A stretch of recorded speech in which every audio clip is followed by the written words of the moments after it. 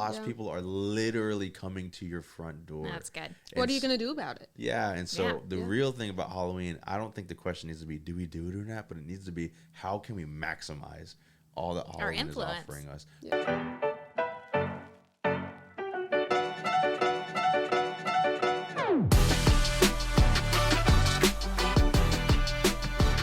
Hey, what's going on, everybody? Welcome to this episode of the Clover Hill Family Ministry podcast. I am Charles. And I'm Melissa, his wife. I'm Shay. Hey, you're more than just my wife. Like, you have a...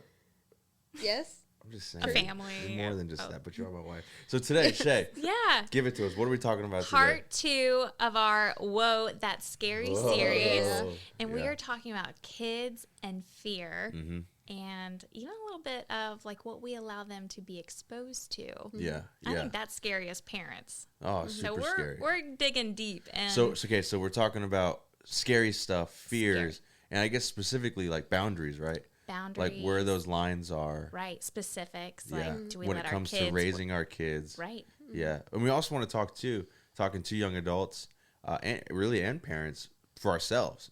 Right. So we're talking about raising our kids when it comes to fear and the reality of fear. Where are the lines? What's the boundaries? And then even for ourselves, how do we go about establishing convictions and boundaries? What we're exposing ourselves to. Right. That's good. Really interesting conversation. Yeah. You know. So just last night, I'm tucking my son into bed. Uh-huh. He had water. Yep. He had another kiss and a hug. Perfect. Mama, I'm scared. No, you're not. Is that what you said? I said that. No, okay. Actually, in my mind, I did say that. Yeah. But I said, Creighton, the Lord does not give us a spirit of fear, but of confidence and a There sound you go. You mind. preach at him. You're not afraid. Jesus is with you. Good night. Shut How do the you door. respond?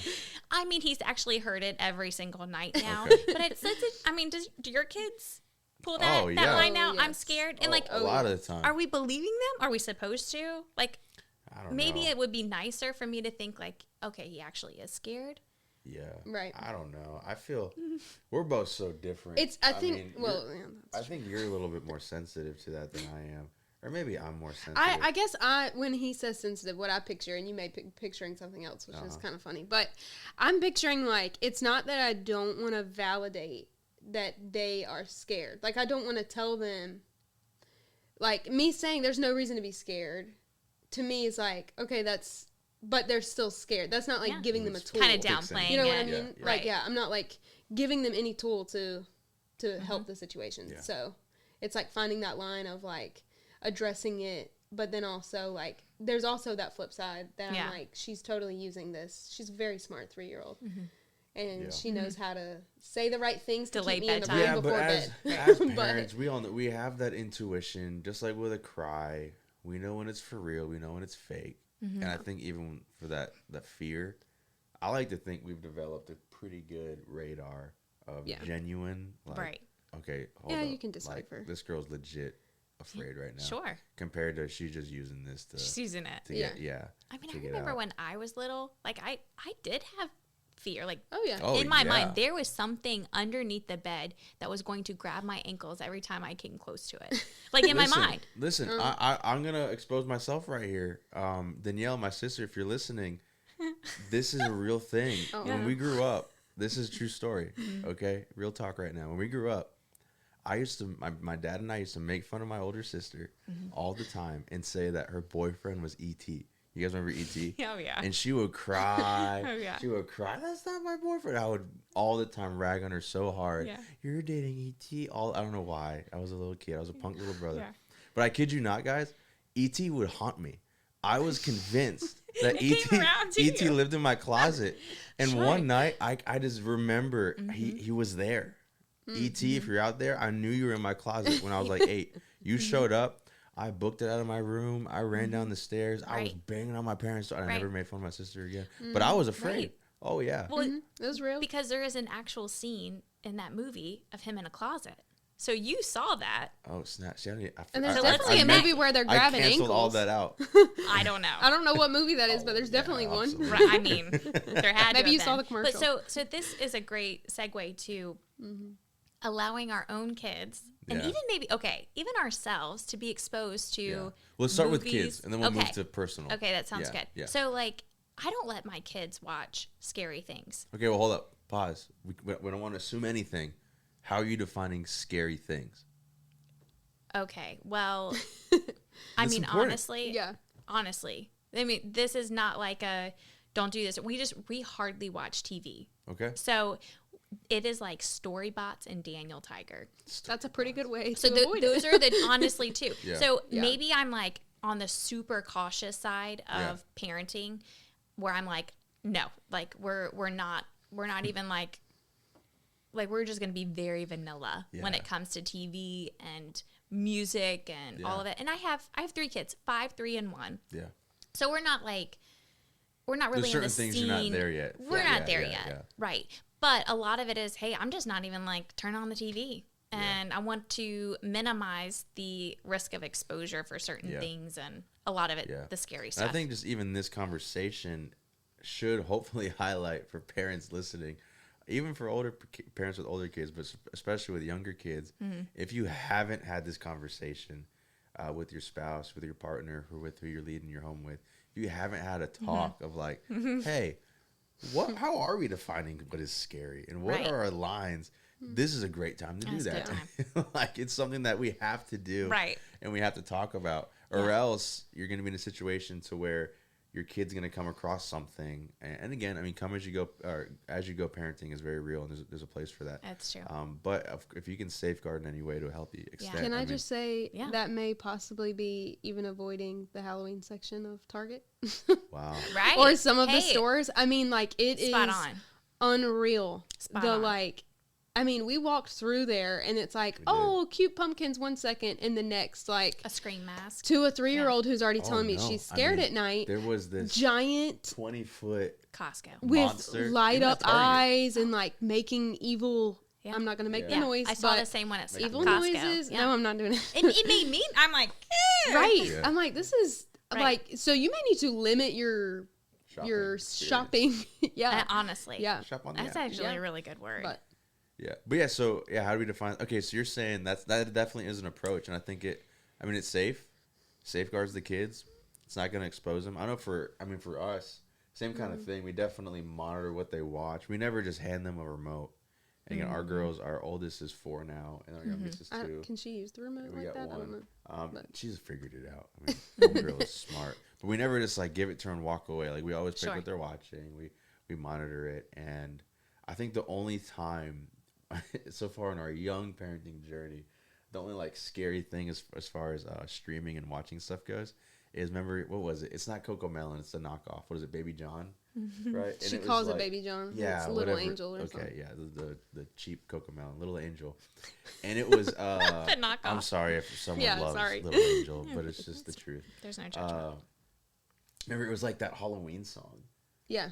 And that was like the first time, and I remember Roan was like, I love Halloween. What's Halloween? This and that. Yeah, asking me questions, and I'm like, what in the world? She recently asked me what a witch was.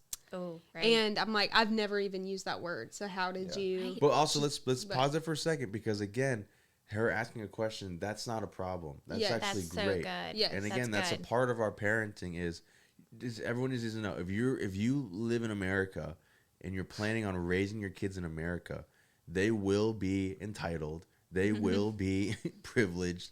They will be surrounded by all the agendas. And part of this is, they're living in a culture that's normalizing all of these things. So that we just have to say that. That's just a reality. Right. Unless you're planning on living somewhere else, this is where we are. Yeah. So going back to this, our daughter asking us, what's a witch? That's not the problem. So it's how we respond and parent as we go. I add to that, there's the question of like, when are they ready to hear certain conversations? Yeah, that's true. And it's not necessarily in that moment I'm supposed to like give. That was her showing me that she is ready to have a conversation. That doesn't mean that my conversation is so detailed that I'm like making her fears worse. But we can have a basic conversation and not add to it, but also acknowledge it. Right. That's you know, so that is showing that if your kids are asking you questions, then they're ready because they've heard the exposure has happened. Right. So it is a conversation to be had, but not necessarily to a degree. And I say, like, they never, when they come to you with those questions, she asked me that when, like, my other kid was freaking out, yelling, and I'm, like, quickly trying to make breakfast before school. So it's like, I wasn't planning before this moment to, like, have a conversation about witches. Right. You know, I mean, like, I'm like, oh my gosh, this is the world's worst time. And then I'm like, what am I supposed to say to this? Yeah. You know, so it is that, I say even be proactive, be prayerful as a parent, you know, for when my child comes to me and asks me about, like, you know, whatever, and I'm the one that they're looking to give definitions and explanations. In advance, be proactive in asking the Holy Spirit truly to give you the answers that are best for them to hear for their ears at that time and stuff like that. So I think that starts now. It does start now, and I think it's also a light treading into, hey, there is actually a devil. There is actual evil in this world. We are in a spiritual battle. There is some nasty things going on in the page 1 world. of the kid storybook Bible, like, the snake's there. The snake is there. That's right. Well, page 2, you can't avoid it. Right. And that is a very popular story in our because it's what is that? Like, there is something mysterious about the dark side, and we want to shed light on it. And I think it's I think the question is then also, like, when do we start to really say, hey, like, without feeding the fear of, like, hey, it's 8:00 and they might actually be scared of what we like Satan and the devil and there's demons, and when do we start having that conversation? At what age of, like, hey, there is an enemy of your soul who is wanting to kill, steal, and destroy. You know, we have to, of course, we're prepping with Jesus. Hey, he has come to give life abundant. He's our savior. He's the best. But also, there is also an enemy.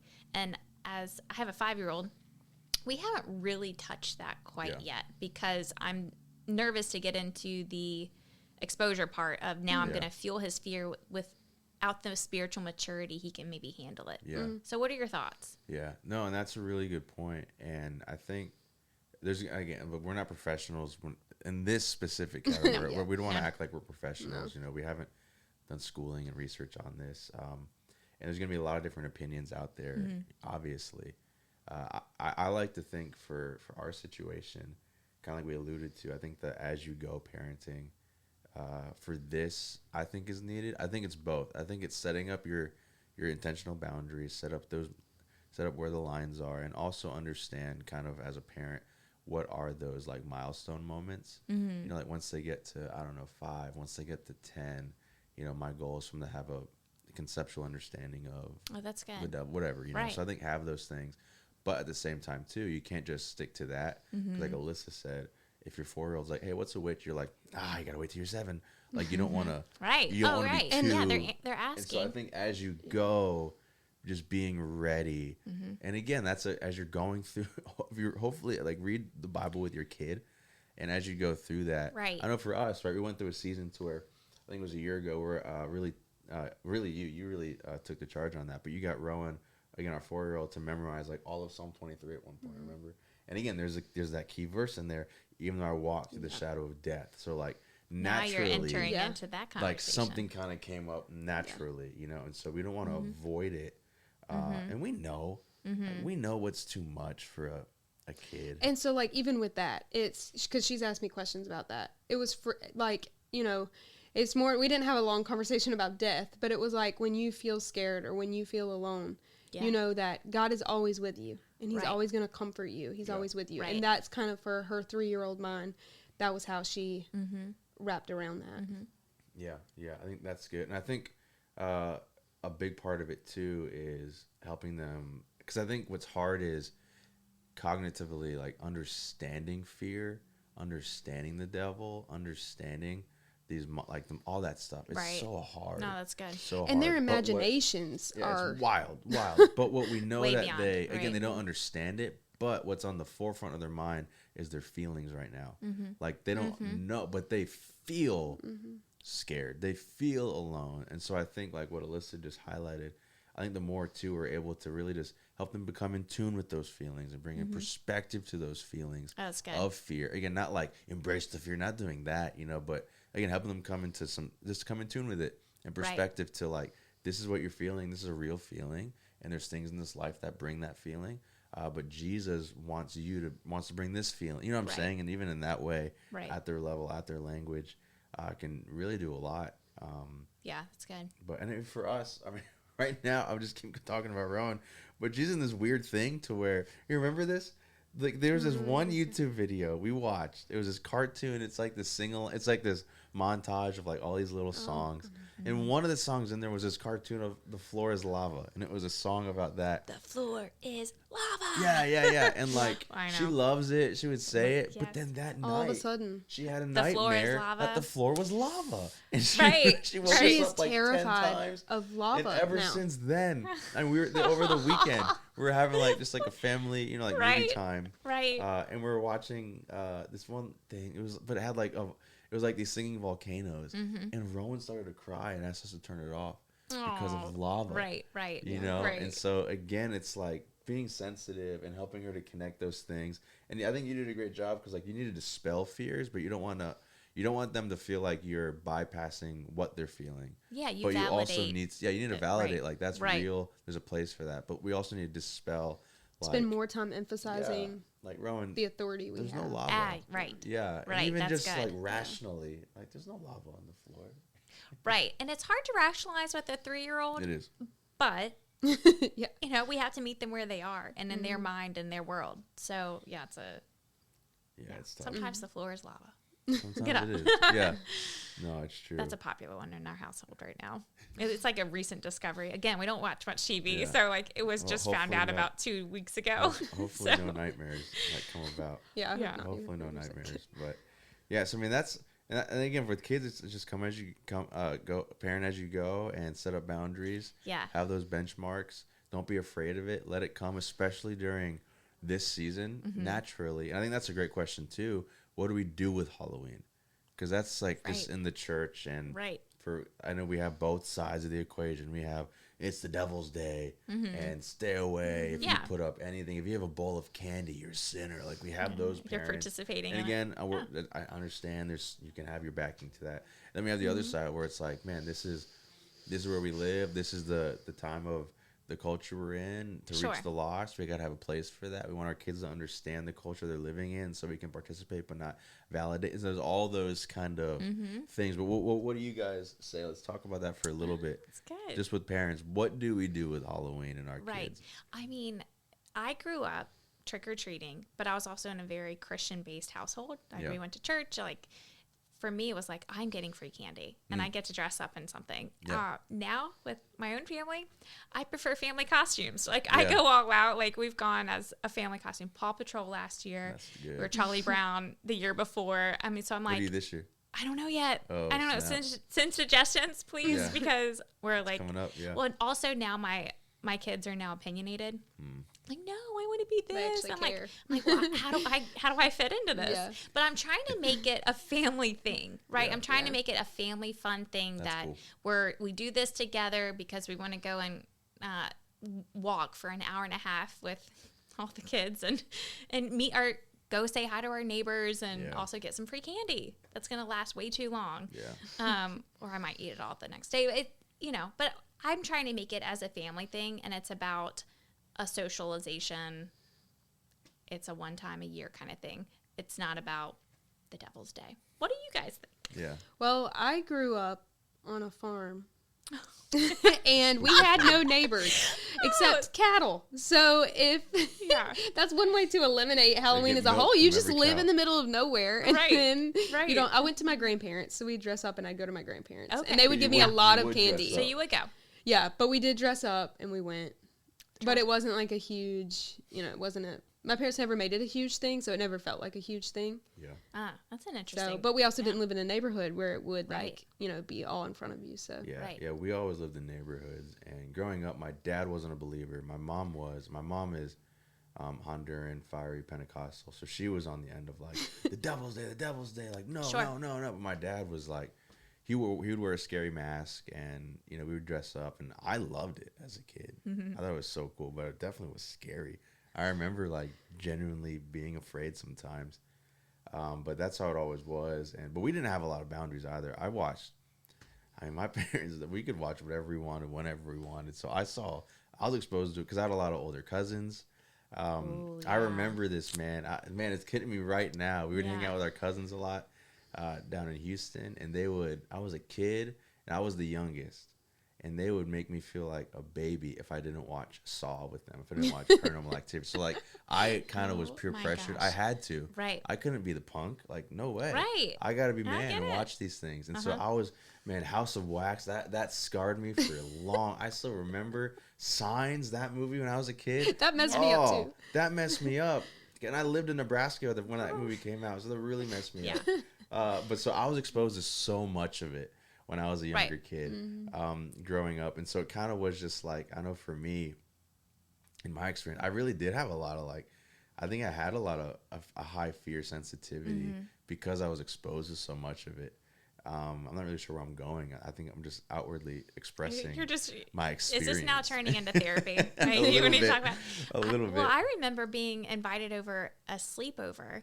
I was in junior kindergarten, and it was around Halloween, and we watched Hocus Pocus, and that scared me. I'm like, what are witches? I'm like, in your daughter's spot. Like, what is this? Yeah. And I mean, still to this day, that's kind of my threshold of scary. Like, still, like if I see it on TV, I'm like, oh, I don't know about that one. Yeah. So I think there's a sense of, now that we know of like what it can mess you up and do, like, do we do different? Do we do better? And hey, like, what if they're invited over? Like, as a parent, like, oh, like, I don't want my kid to watch parents of that. middle schoolers, high schoolers right now, Halloween parties are a thing. It's a thing. People are going to do that. So what do we as a parent do as far as communicating with the other parents of like, hey, or even our kid, are like, hey, are we saying you're not going because we know this is going to be there? Or are we proactive and say like, hey, what is going to be there as a parent? And are the parents involved in these? No, let me quickly, because I was supposed to talk about Halloween and what do we do with it. So let me say that really fast, and then let's pivot into this. But I would say and again, none of us, again, we're not experts and stuff like that. But I do think there's something to be said, and Shay, you kind of talked about this, of this is where we live. Like, this is America. Halloween is a big thing. It happens every single year. You can either avoid it or you can own it and maximize it. And so I'm always going to be a proponent of doing that. So my question for you parents is, how can you maximize what is happening in the world around us? And so how can you take Halloween and how can you turn this into something that's actually going to bring light and be a boost for your family? And I do believe we can participate, we can dress up, we can have fun. Even just talking about witnessing, like, how many of y'all actually know your neighbors? Halloween is... They are coming to... How often are lost people just going to come to your door? Literally. They will on Halloween. So true. So like, to just put a bowl out or something, or be like, they are coming to you.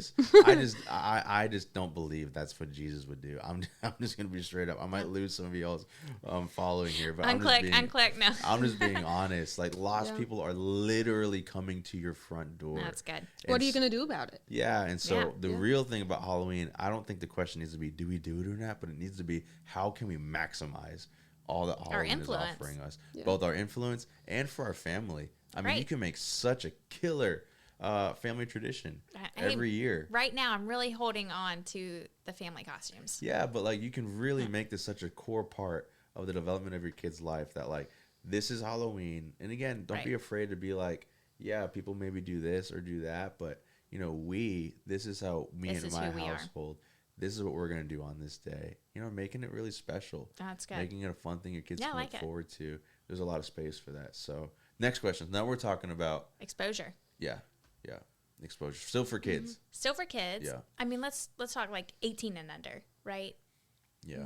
Your 16-year-old wants to go see that one new scary movie that they keep showing commercials for. Right. Are they... The Exorcist of whatever. Yeah. Right. Like, what do you do? Go. What about your middle schooler? Like, they're going over to so-and-so's house. How much are you communicating to their parent? And, for our kids, like, what are we allowing certain ages and stages in their exposure? And honestly, you know what? I really think we can break the boundary here and even just go into us as adults. Sure. As 20-year-olds and 30-year-olds. what do we do? Like, I really think right now it's fair to say this can be an across the board thing. Right. Like, do I go see that new scary movie? Right. That's coming out. It's a no for me. Or no. A big thing, a big social thing for young adults are going to the haunted houses, going to the those mazes, things like that. Like, that's a huge social thing. And I'll be honest with you guys. I actually, if I'm being honest, I enjoy it. I think it's fun. She hates it. But hold on, we're just talking right now. Like, do you go to that? Let's just be objective for a second, right? What's the line biblically? What do we think? How do we respond to that? Before we can talk about kids, let's be general for a second. Where are these lines? I've heard some people be like, I watch no rated R movies. If it's PG-13, I can watch it, but nothing rated R, and like that kind of addresses it. I've heard some people be like, well, if it's demonic, then I won't. But if it's just like, Freddy versus Jason or one of those kind of movies where it's just a bad guy and it's bloody, but there's no demons, then I'll watch it. And it's like, okay, but isn't it like all... So like it's... Right. Where's the lines? Right. How do we go about it? I think there's an aspect. Like, right, we vote with our dollars. What we allow our exposure to says a lot about what we... value. Yeah. Right. And I think there's a sense of, if I go to see this or if I allow myself to be exposed to it, like there's a certain level of like, hey, you're just you're allowing something in to your whole body. And I think, is it healthy? Is it really going to feed your soul in a Jesus-centered way? Yeah. Or is it going to put you on a different path? For me, like, honestly, scary movies are a no for me. Sure. Even the commercials, I'm like, fast forward or like mute, turn off. Like, for me, it's a no. Yeah. Thankfully, my husband too. He's sensitive when it comes to scary things, and I think it's just there's a level of where are you allowing yourself to be exposed to? Yeah, and I think with that, because that's valid, and there's a place for that. And I think if we were to open it up a little bit, because we know there's some people, man, that like they love the Lord and they might have a just a higher tolerance or something like that. And so, there is something to be said too for those who, and I'm not saying this is right. We just want to kind of cover viewpoints that you can have, and hopefully you can develop your own. But there's something to be said too about biblically. We understand all things are from God, and you can find enjoyment in things, but not make it an idol. And so, like, is there a space for going to a haunted house? Like, man, that's just going to bring joy. It could be fun to do with me and my spouse and friends. And so I'm not going to idolize it. So then does that make it okay? I'm just talking out loud here. Good. Like, it's I don't good. know. Yeah. Just another thought too. You were going to say something. What were you going to? I mean, I just think like with whatever we're putting in, whatever, we're inputting, we're feeding something. So like if you walk away from that event, if you walk away from that haunted house, if you walk away from that movie and you feel fearful, like it sounds, maybe I'm wrong, but I think if that's how you're feeling when you walk away, you were probably why would you feed fear? Yeah.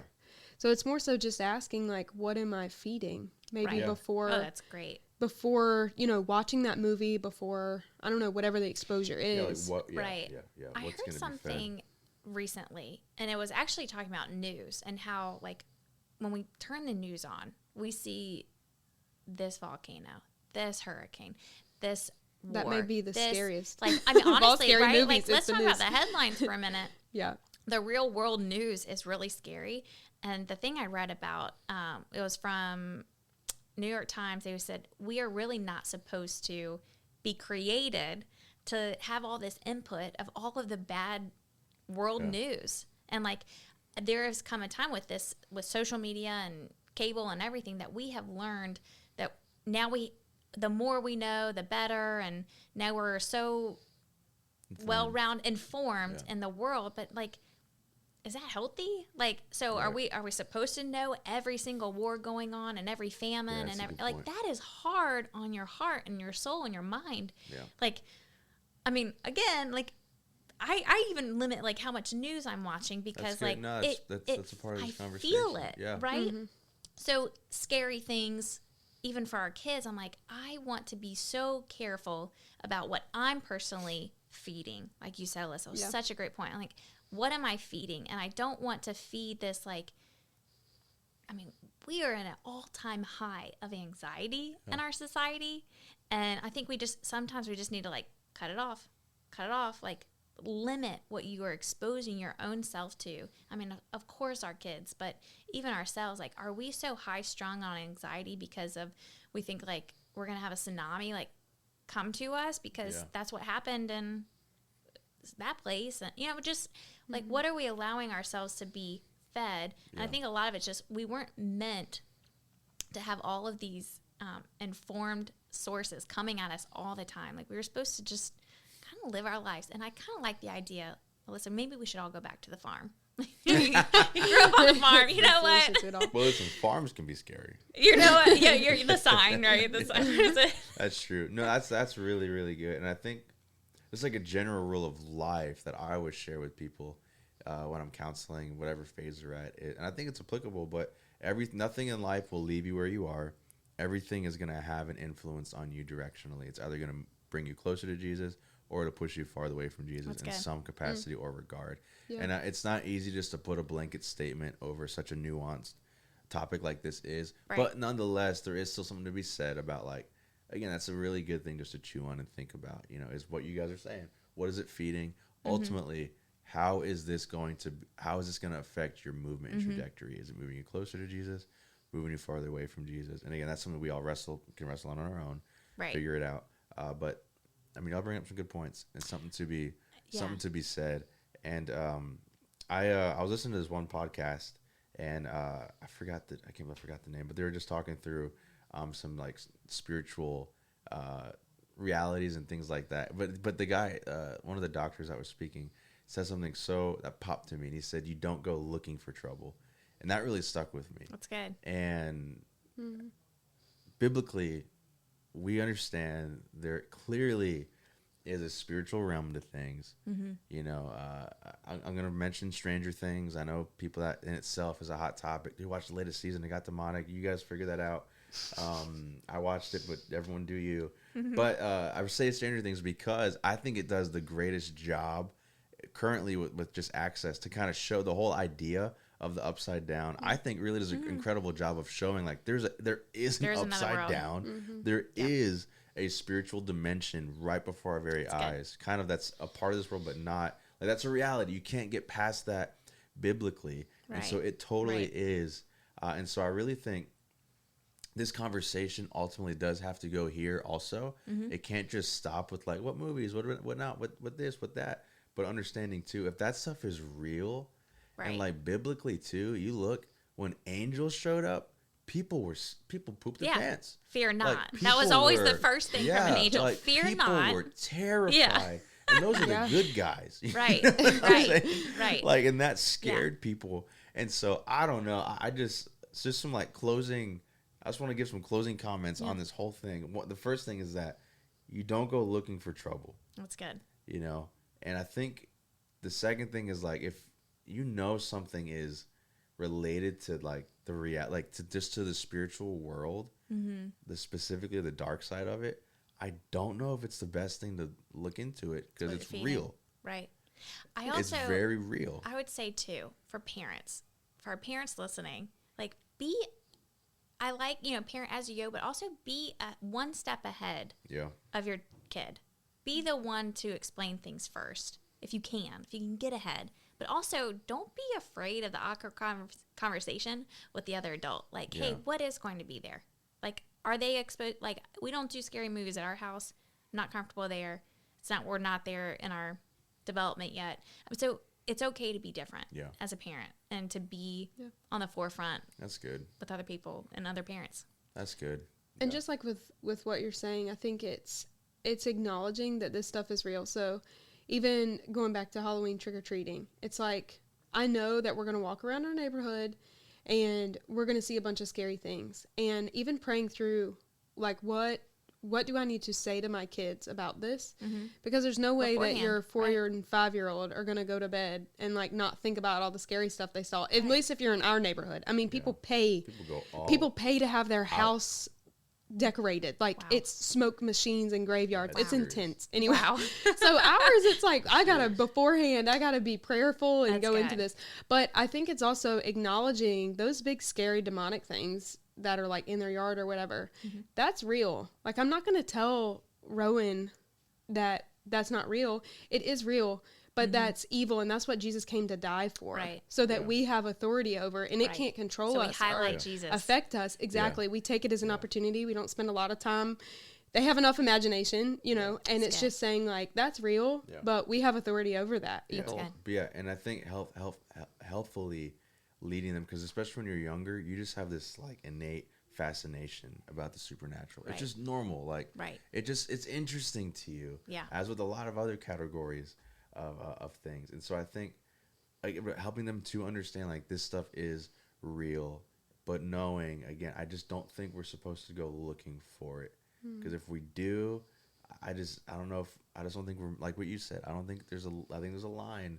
I think if we're supposed to like have a full grasp of this stuff, I think the Bible would have given us more. Yeah. I think God would have shown us more, but he clearly didn't. But what he did tell us is there is a reality of a spiritual dimension, and it's pretty scary. And pretty spooky. And so kind of wherever you fall with the, I know Liberty, I can't believe we almost didn't mention this. If you guys, you Liberty alumni, you know, they got Scaremare every single year. They put thousands of dollars into this. It's one of their biggest outreaches. I mean, and again, they're doing it to reach the lost, but they take it through this. They go all out, this really scary haunted house and woods, maze, things like that. And at the end of it, they bring you into like this cubicle. I had to do it once. I was about to expose you if you didn't expose yourself. I'm like, he did it. I had to. Okay, it was for my like capstone class. All of us were required to do it. But then they have people who share the gospel with you, and like the line is, "This was scary, huh? Well, hell's gonna be scarier." And it was like an invitation to the gospel, you know. So again, we're not trying to draw like thick lines in the sand of like what's right, what's wrong. But a lot of this is y'all got to take it, process through it. And I just want to read one scripture to you guys as we close. Romans 16:19. This is what the Apostle Paul says. I want you to be wise about what is good and innocent about what is evil. Wise about what is good and innocent about what is evil. So pray over that, meditate on that, but establish some boundaries, guys. Make some ground rules. What you feed grows. Yeah, what your feed's going to grow. Build some convictions for you individually and for your kids. And, I mean, have fun this Halloween season. I mean, go get some free candy. Free candy. And reach the lost. Use it. Maximize it. Yeah. Thanks for listening, y'all.